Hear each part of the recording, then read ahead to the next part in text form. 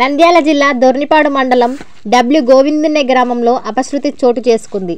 Allagadda MLA Bhuma Akhilapriya మంగళవారం ఉదయం గ్రామ దేవత అయిన మూల పెద్దమ్మ దేవరలో గండదీపం మోసిన అనంతరం అకస్మాత్తుగా స్పృహ కోల్పోయారు.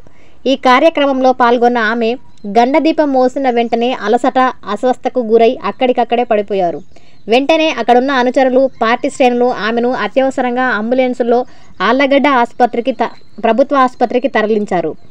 వైద్యులు ఆమెను తక్షణమే పరీక్షించి చికిత్స అందిస్తున్నారు. ప్రాథమికంగా ఇది ఒత్తిడి, వేడి కారణమైన అలసట కారణమై ఉండవచ్చని వైద్యులు అంచనా వేస్తున్నారు.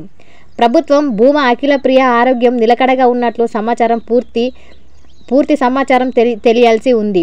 వైద్యులు ఆమెను తక్షణమే పరీక్షించి చికిత్స అందిస్తున్నారు. ప్రాథమికంగా ఇది ఒత్తిడి, వేడి కారణమైన అలసట కారణమై ఉండవచ్చని వైద్యులు అంచనా వేస్తున్నారు. ప్రస్తుతం భూమా అఖిలప్రియ ఆరోగ్యం నిలకడగా ఉన్నట్లు పూర్తి సమాచారం తెలియాల్సి ఉంది.